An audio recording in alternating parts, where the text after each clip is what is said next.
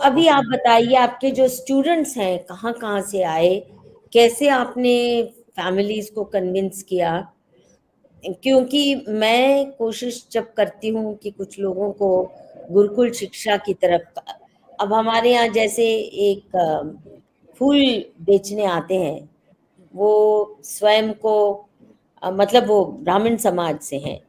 तो मैंने कहा कि आप इस तरह घर घर जाके फूल सप्लाई कर रहे हैं, तो आपके बच्चे कोई बीकॉम ये वो, तो कोई भी नहीं है परिवार में जिसने ये शिक्षा को आगे बढ़ाया पद्धति। तो बोले बाबा माफ करो, उससे जितना दूर रहे अच्छा है, हमने जितनी कष्ट देख ली हमारे परिवार ने, अब नहीं हम चाहते। तो एक खौफ सा आ गया है ब्राह्मण परिवारों में भी कि उस दिशा में नहीं जाना। तो आपने कैसे पेरेंट्स को आकर्षित किया इस गुरुकुल पद्धति की तरफ?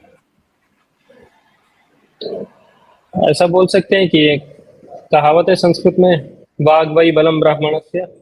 ब्राह्मण का बल केवल उसकी वाणी ही है। तो थोड़ा बहुत बल उन लोगों को लगा होगा हमारे बोलने में या अन्य बातों में। और ये सिर्फ वर्ड ऑफ माउथ से हुआ कि आप इन परिवारों को जानते थे? और इनको क्या बताया आपने कि बच्चे आपके क्या कर पाएंगे, क्या बनेंगे, और क्या भविष्य है नहीं, ये उनका? वर्ड ऑफ माउथ से ही हुआ। और भविष्य के लिए मैंने यही समझाया जो मैं सभी को बोलता हूँ कि ये भी एक वास्तविकता है कि आपके पास यदि 10 विद्यार्थी पढ़ने के लिए आए हैं तो 10 में से बड़ी कठिनाई से 3 ही वास्तविक विद्वान बनेंगे।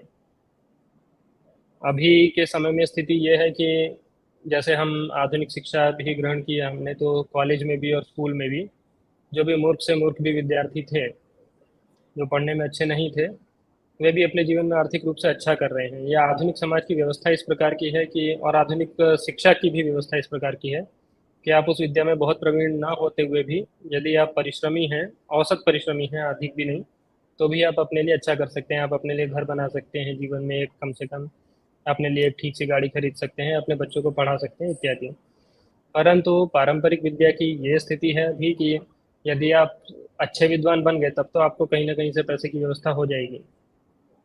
यदि आप अच्छे विद्वान नहीं बने तो आपके पास पौरोहित्य को छोड़ करके अन्य कोई विषय, अन्य कोई विकल्प नहीं रह जाता है। और जो 10 में से बाकी 7 जो रह गए, जो वेद के विद्वान नहीं बने, वो भी अपना जीवन यापन कैसे करेंगे? तो उनको आधुनिक शिक्षा यदि होगी तो अपनी ठीक से व्यवस्था कर लेंगे। आधुनिक संसार के अभी के समय के हिसाब से तो वे 7 भी विद्वान ही कहलाएंगे। जब वो 5-7 साल 10 साल गुरुकुल में रह लिए तो नहीं, बहुत सीखते सीखते भी थोड़ा बहुत कुछ तो सीख ही जाएंगे। आधुनिक लोग जैसे हैं उनकी तुलना में तो वे तब भी विद्वान ही होंगे। तो ये सोचकर यही बातें हमने अभिभावकों को समझाई सदा सदा। ये इस प्रकार से हमारी योजना है, इस प्रकार से हमारी व्यवस्था है। मैंने स्वयं आधुनिक शिक्षा भी ग्रहण की है, वेद का भी अध्ययन किया है। तो आप यदि अपने बालक को भेजते हैं तो हमारे पास एक अवसर है कि हम उसे कुछ योग्य व्यक्ति बना करके भेजेंगे वापस।